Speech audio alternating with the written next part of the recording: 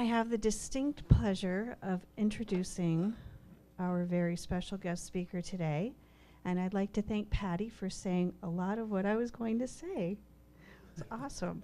Now, you know I'm all about the books, so if you want to know more about Dr. Jim and his biography is in the back of this wonderful book, Sacred Thinking, which is on sale in the bookstore.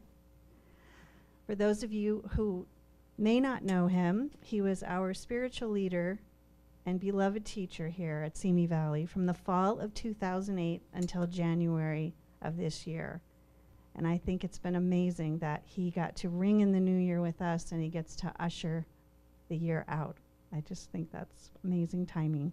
He's been traveling around the world with his wife, Dorianne, and they don't have a home. Like, they don't have a home anymore, which is so crazy to some of us. So we're following them on Facebook, and Dr. Jim has 2 blogs. And I just want to say that at Simi Valley, the Center for Spiritual Living is always your home, and you're always welcome. So I'd like to welcome back Dr. Jim Lockard.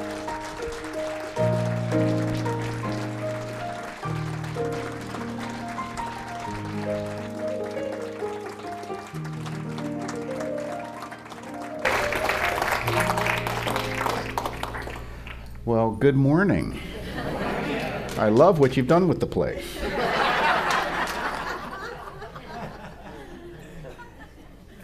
Andy, Jim, good to see you. good to see you. Well, it's been quite a year. I understand you've been doing something too, but Dorianne and I have had quite a 2015. We, as many of you know, we put our house on the market back in November of 2014, and we ended up closing on that in early this year, and we took off, I think, around March 9th or 10th, and we visited 12 countries. We've met some amazing people. We've had some pretty good food and wine, if you're following on Facebook, you would know. And it's just been a very special year. And my oldest daughter, our oldest daughter Heather, just got married last week on Oahu, which was a very nice way to cap off the year. And our daughter Grace was with us, and we have a whole new extended family now that we didn't have before.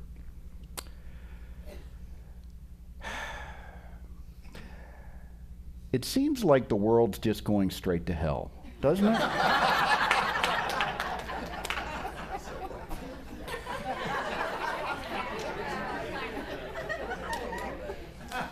On a greased chute.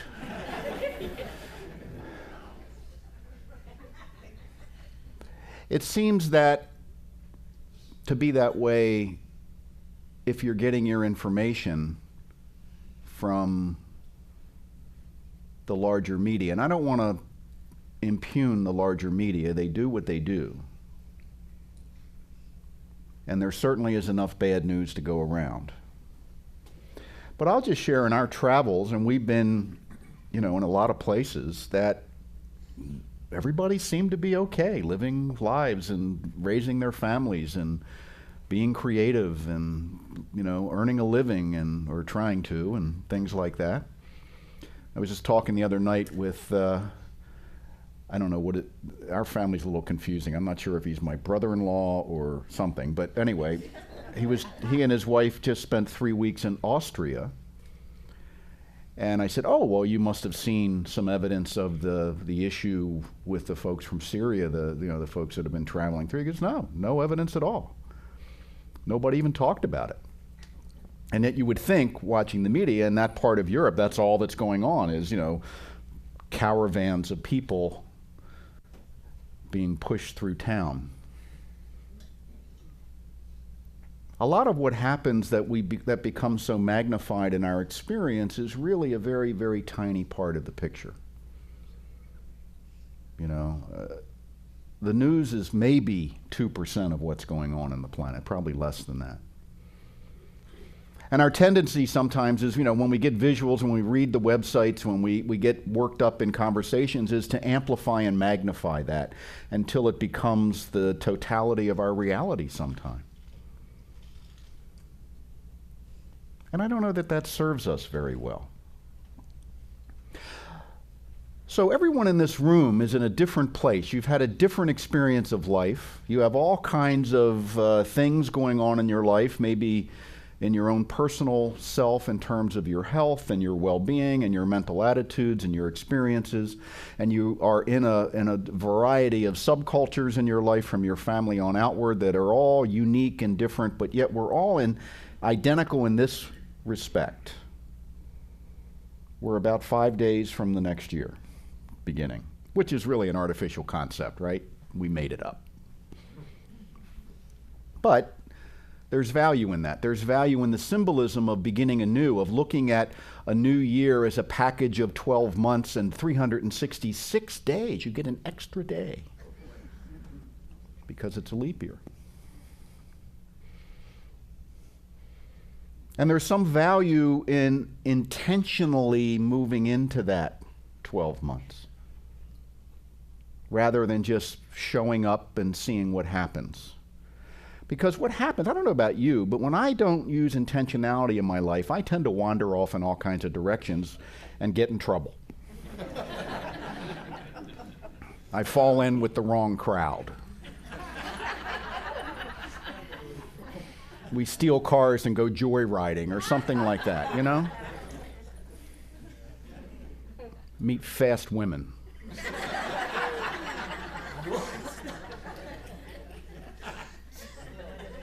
And no good comes from that.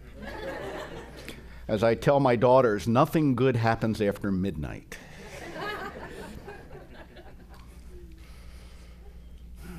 So intentionality is really important. And the only time to use intentionality is before something happens. Because if you just stumble into a situation, it's hard to get intentional in the moment because we tend to be overwhelmed by the emotions of whatever we're reacting to. Maybe there's some drama in some aspects of your life. Anyone? No. Don't raise your hand. You know. Did you hear what happened? And our adrenaline starts to flow, and we know what happened. And then he'd tell us something that happened. And it's rarely something really good. Have you noticed?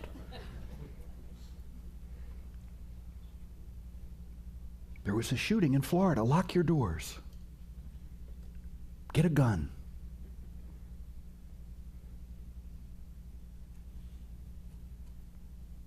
And we can go on from there, but why do that? That's it's just boring. People in Europe think the United States has lost our collective minds.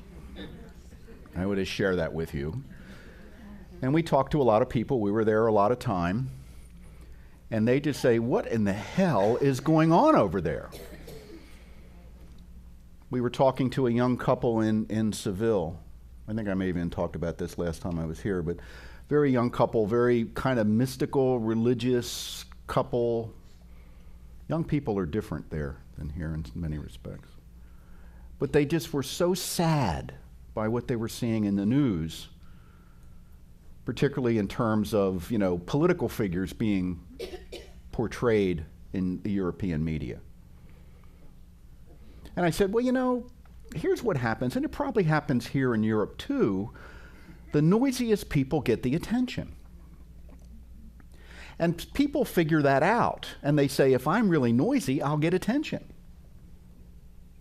And some of the people that seek that kind of attention are not the healthiest people. They don't have the best interest of the community in mind. And yet they get portrayed over and over and over and over and over, and that's what you see. I said, if you were to go to the United States now, you wouldn't see a whole lot of that if you didn't turn on a TV or a radio or go to select websites that we won't name. If you just went out and interacted with the people, you'd meet some crazy people. Everybody's got crazy people. But by and large, you would just see people that are like the people you meet here, that are living their lives, raising their families, trying to be happy. And for the most part, trying to be supportive of the greater whole. wanting everyone to do well. That's much more normal and natural and what the human experience is than often what's portrayed. So I thought what I would do today is to just give some ideas about how to approach this new year for you. And some of these may resonate with you and some may not. Feel free to accept or reject. Dorianne and I have had an amazing year in terms of our experiences, in terms of being together like 24/7 and we still like each other. We've put in a lot of air miles. We've ridden on bullet trains. We've eaten at one of the best restaurants in the world. We've met amazing people. We've been up in the pueblos near Oaxaca, Mexico, and met people that are just living true subsistence existence. Quick story about that. We were talking about veganism with these folks, and they think that's hysterical. That anyone would voluntarily not eat meat. Because the deal there is, if you can afford meat, that's what you eat, because there isn't much else. And it's just kind of interesting, not to make one wrong or one right, it's just kind of interesting to look at the different perspectives and how we sometimes project onto people our own values and say, what's the matter with you? Why are you still eating meat? And it's because that's all they've got. They live in a desert. So all these different perspectives, you know, the value of travel to a large extent is realizing that everybody is and isn't like you. There are some aspects that are universal and others that are unique to the situation in which we find ourselves. So how can I make 2016 my year? I can begin by affirming that, yes, it is my year. This is the year that I am going to fill in the blank. And it doesn't have to be anything grandiose. This is the year I'm going to be more honest and open with myself and those around me. That would be a good start. Somebody said, well, how can we have a year like you had, Dr. Jim? I said, well, first buy a bunch of airline tickets. And then go to the airport and get on those planes. But that's not everybody's thing. But there's something that is your thing that could be just a greater expression of something that's been missing or hasn't been fully expressed in your own life. William Chapman said, a great future doesn't require a great past. Ernest Holmes says, begin where you are. You know, so if you're in a little bit of a self situation where, oh, ain't it awful, my life sucks, nothing good ever happens to me, begin there. That's actually a pretty good place to begin because there's nowhere to go but up. But begin where you are. See, sometimes we say, well, I'm not going to try anything because where I am is so terrible. It'll just get worse. Well, at least that would be a change. Life does require sometimes that we see beyond appearances. See? When we don't see beyond the appearances of what's portrayed in the general media, we get sucked into the idea that the world's going to hell. The world's fine. You know, the planet is more peaceful than at any time since humans showed up, statistically. There were fewer people dying in armed conflict than at any time in human history. Just an article this morning in the New York Times, crime in New York City is at an all-time low in the modern era, and yet people are afraid. Interesting. They're afraid because they turn on the cable news and they see crime in Chicago, or they see it somewhere else. Oh, look at all of a sudden, everything has become local in many respects. Did you hear what happened in Afghanistan? Why? That could happen here. Probably not. But it doesn't require a great past. I don't have to have a history of success to be successful. I don't have to have a history of great relationships to have great relationships. I can begin where I am and simply intentionally approach it in a new way. Be willing to be different. Be willing to look foolish. Be willing to look foolish. I've looked foolish so many times in the last year trying to talk the local language. And the waiter suppresses a laugh and then asks Dorianne what I want. But that's okay, that's okay. If you're terrified of making a mistake or looking bad, they're very difficult to grow.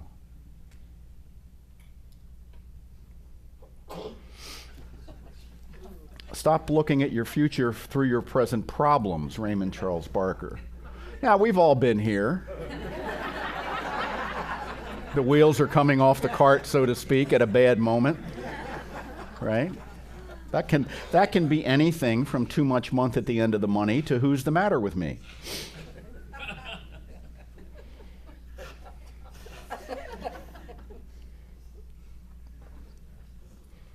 So what we do is we say, I'm having all these problems, and we project into the future that that's the way it's always going to be. There's a line that's repeated many times in the Bible that says, it came to pass. And that's true about your problems. They came to pass. They came to be moved beyond. And sometimes they'll move beyond even though we try to cling to them because we become so identified with them. Am I willing to let go of my problems, or I've decided that's who I am, and what am I going to talk about if I don't have any problems? I'll have to get all new friends. Because we've agreed on some level that we'll just get together and talk about our problems, and ain't it awful? And usually when you do that, the next step is you're also making other people responsible for your problems. So the intentionality around this is to say, I am not my problems. My problems showed up as a gift to me to awaken within me some quality or strength that I had not heretofore been expressing. To call forth from me a quality in me that was already there, that once that quality shows up, that problem dissolves. That's the only reason any problem is in our lives, no matter how big or small it may seem. No matter how long you've had it. It is only there operating as a problem until you realize what it is you need to realize that is already within you that will resolve it. Make it go away. All my first grade problems went away when I went into second grade. Some problems are like that. You outgrow them.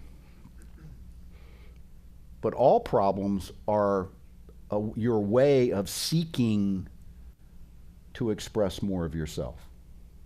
It's just what they are. It's just the nature of things. We've been misinformed about a lot of things,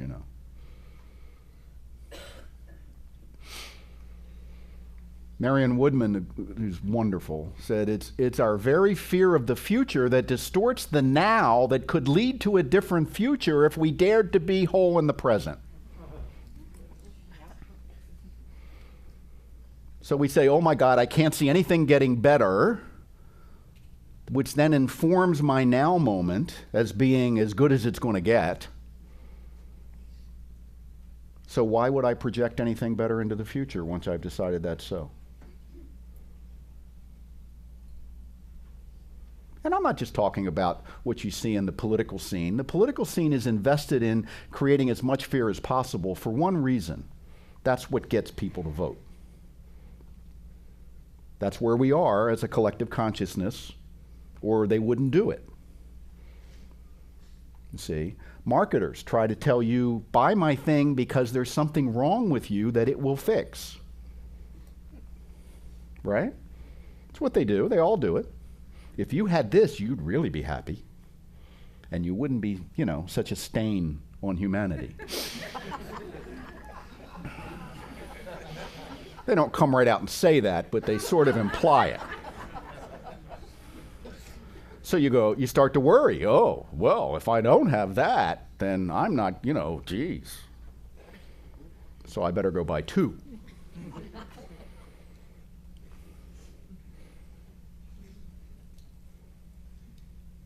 Is that really what's going on? Why do they do that? They do it because it works. We were watching a video the other day of Jim Bakker. Remember Jim Bakker?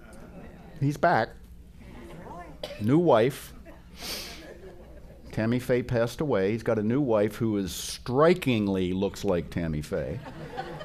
And now his ministry is selling survivalist food supplies. For $2,500, you get 8 years worth of food in white buckets. And you get a survivalist shovel to mix the food. You think I'm kidding?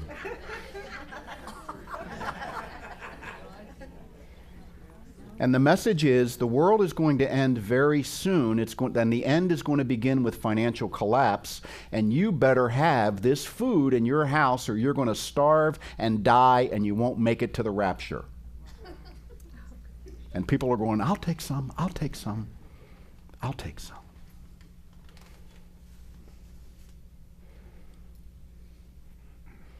Now you can say, isn't that dumb? I hope you are saying that. Isn't that dumb? Some of you are going, what was that website? www.holycrap.com.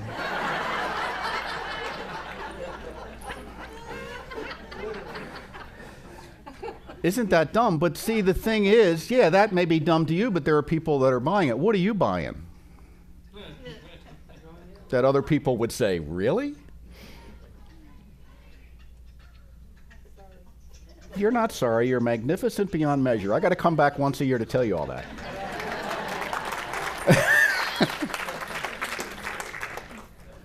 Yeah. What are you buying that other people might look at you and say, really?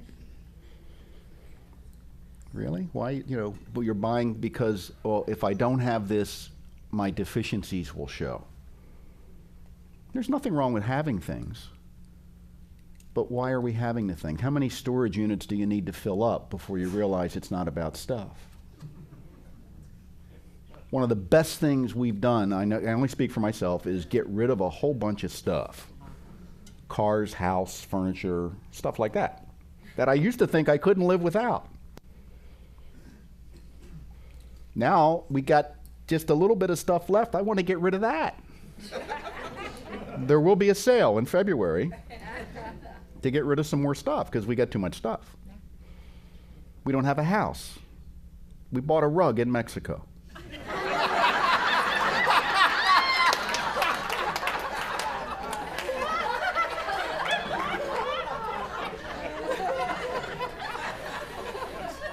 Because, someday we may have a house again. And we want our feet to be cold. No, it's a little rug. We can put it in a rental car as a floor mat.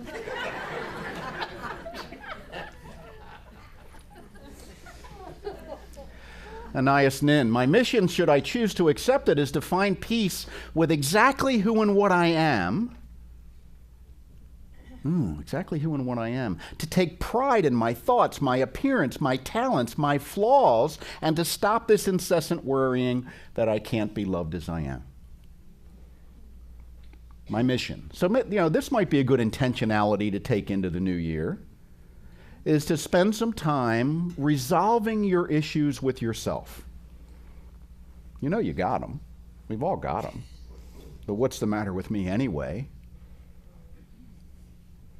Why am I being so dumb? Why am I being so sad? Why am I, whatever. What's my long, sad story that I'm carrying with me? That I tell whenever I can. Anyone that will listen. Will you listen to my long, sad story? You in the camera, will you listen to my long, sad story?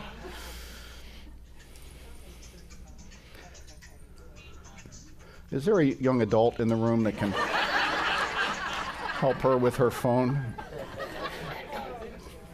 It's okay, don't worry about it. Oh, God, she says. God has nothing to do with your cell phone. Okay? God is in your cell phone, but has nothing to do with it. So can I work to resolve my issues with myself?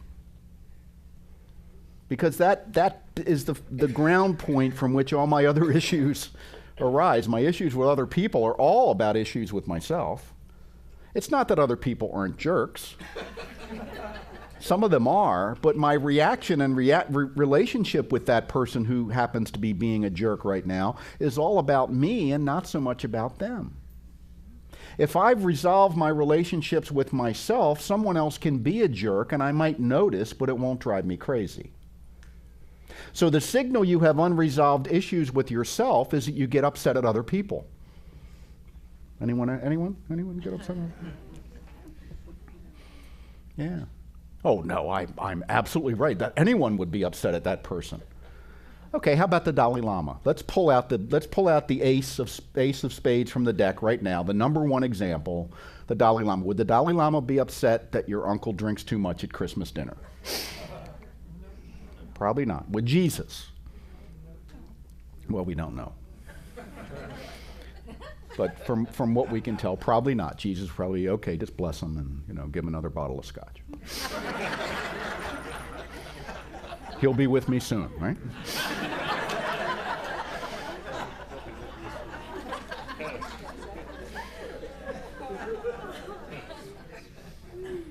So what we do, though, we justify our own upset by saying, well, anyone with any right-thinking person would be upset. Yeah. I'm going to share this with you. No right-thinking person is upset about other people. They're just not. They may be happy, they may be sad, they're not upset. They're not angry at other people for being the people they are. They're not angry at people that betrayed them, upset them, stole from them, didn't show up, stood them up, didn't treat them fairly in a transaction. If anything, they're sad. I'm so sorry that that person feels they have to live that way. Because how could they harm me unless I see myself in that light? That's a tall order to see the world that way, but that's what we're called to do. And every time you get upset at someone, that's just spirit nudging you saying, you're not paying attention. You're falling into the same old trap. T.S. Eliot, the only wisdom we can hope to acquire is the wisdom of humility. Humility is endless. Humility is what? Live and let live. I don't have issues that I need to be seen in any certain light. Therefore, you can't let me down if you don't see me that way. That's being humble. Humility is also truth.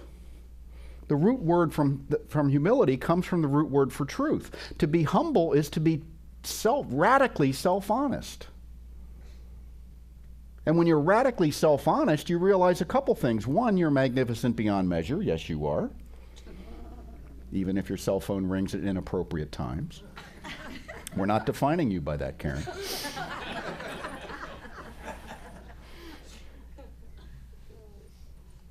And so is everybody else. So is everybody else. Instead of, there's something wrong with me and there's something bigger wrong with you. That's kind of the norm of how we tend to evolve sometimes, right? I'm okay and you're okay. Beyond that, I'm fantastic and you're fantastic. We just may be realizing that at different levels, but it's no less true because you're not realizing it. The old metaphor, when you go outside on a cloudy day, the sun's up there just the same as it is on a sunny day, but if all we see is the cloud, we say the sun's not out today, the clouds are out. No, that's not true. The sun is fully there, just as the light in you is fully there all the time, and you're manufacturing clouds, which we get really good at, right? And you can look back and say, that's because my parents were not the best parents. It's true. They weren't. They sometimes said things to me or did things to me that led me to believe I was less than. Well, that may be true. That probably is true. In fact, I'll give you that. It's not just get over it, it's realize that they did that because they didn't see their own light. And how can you hold someone responsible for seeing their own light when they're not even told they've got one?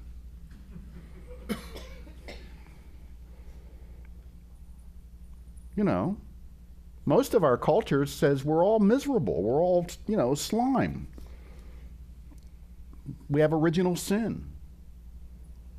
And so many people believe that. That's sad. And we're just beginning to awaken from that. So if you're a little more awake than someone else, don't hold that against them. Help them up.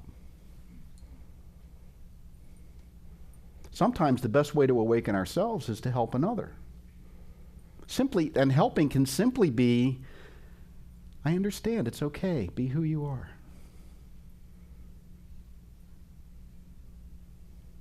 Humility. I know you're better than this. When you know it, you'll act like it.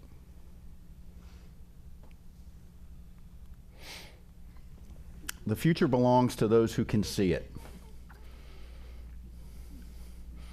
That's a picture from my childhood.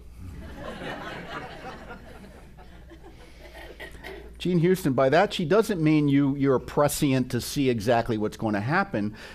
What she means is you're able to see an ascending element of reality unfolding as you. When I recognize that I have dominion over my experience, even when I pretend I don't, and once I get that and really get it, and once I bring myself into alignment with my relationship with myself, because if I don't do that, I'll self-sabotage. I'll use the very power that can open me up to close me down. But once I realize that, I can see a future that says, hey, I'm creating it. Why wouldn't I create a good one? Doesn't mean one with no problems. It means one where all the problems come up. You see that, oh, this problem is here for me. It's not against me. Let's jump into it and move beyond it.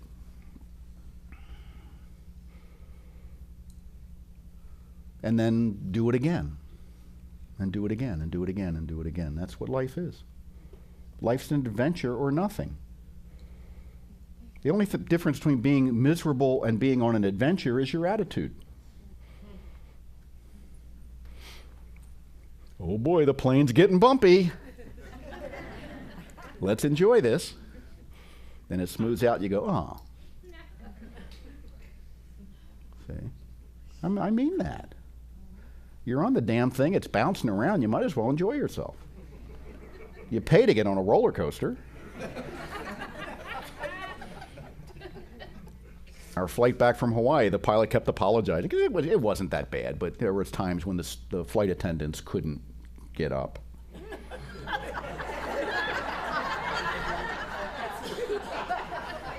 And I wanted an adult beverage.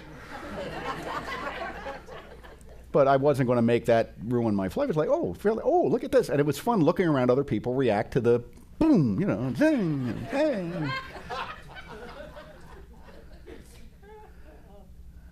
And I got tired of that and watched HBO and the entertainment system. But see, you have a choice about how you respond to things like that. There's going to be some bumps in life.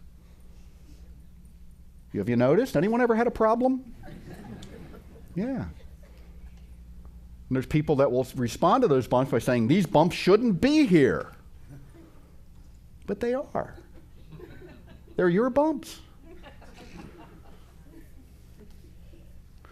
So the denial that we talk about in this teaching is not denying the bumps are there, it's denying the bumps are the ultimate truth. The bumps are a revelatory vehicle for the ultimate truth. Revelatory. Healing is revealing. So to get healed of any issues I have, I've got to let the issues be fully revealed. And that's where we spend most of our energy, is trying to stuff those issues down so no one can see them. It's like if on Christmas morning you tried to pack everything in instead of open up the presents. See. In closing, two quotes from Dr. Holmes. Cease weeping over the mistakes of yesterday and steadfastly holding the face of the great and divine reality. Walk in that light wherein there is no darkness. Simple way of saying, see past appearances. Let go of your stuff. Be innocent and open to what is available to you. Pay attention. Listen. Listen deep within yourself. Listen to what other people are saying. Listen to the experiences that other people are having, because they can help inform you about how to direct your own experience. And I cleanse the windows of my mind that I may become a mirror reflecting inspiration from the Most High. I cleanse the mirror of my mind, the windows of my mind, so that I can become a mirror reflecting inspiration of the Most High. That means get your crap out of the way.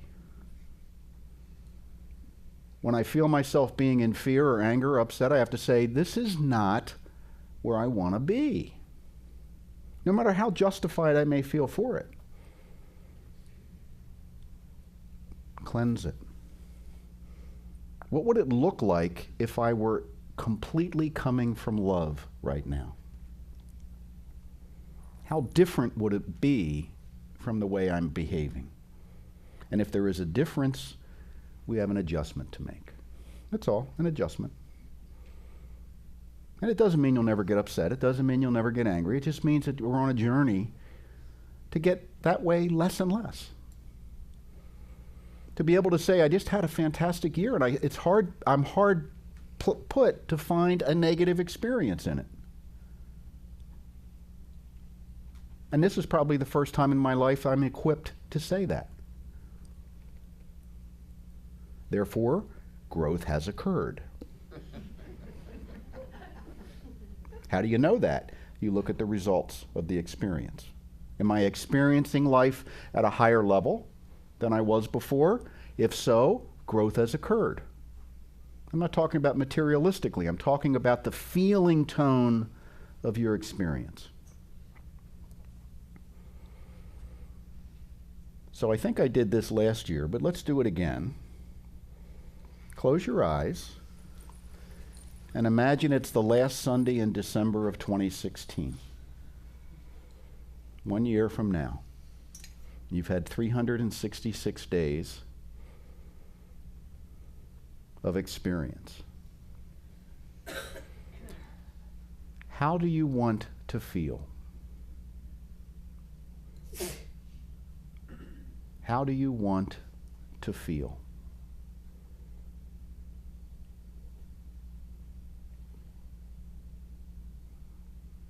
Now come back. Open your eyes. Everybody, did you get a good feeling? Okay. I want you to remember that feeling. And every time you sit intentionally about thinking about how you want this new year to be, even when you're into the year, recall that feeling and put it with your intention. That's a psychologically powerful tool.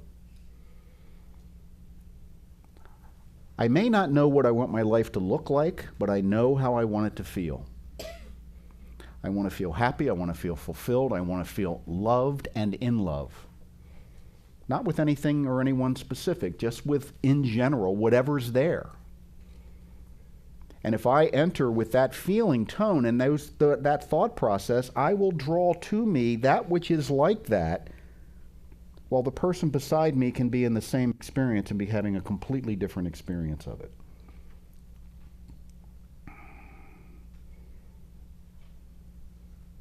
Jesus told us to have compassion for our enemies, which means you can't fear them. You can't hold fear and compassion at the same time. Compassion comes from love and the identity of oneness, that you and I are one. Can I have that compassion for myself, for everyone around me, for everyone on this planet? That's my goal for this year coming up. That's my intention, is to remind myself continually of where I choose to be in response to myself and others. I have no enemies. I have no one to defend myself against. Nothing is against me. Everything is for me. And I am now in the process of realizing that more and more fully every day. So I know for you an amazing new year. I know that you hold steadfast in your consciousness of willingness to accept good and willingness to be the good in every encounter, in every situation, in every moment. If not that, what's the point? Thank you, and namaste.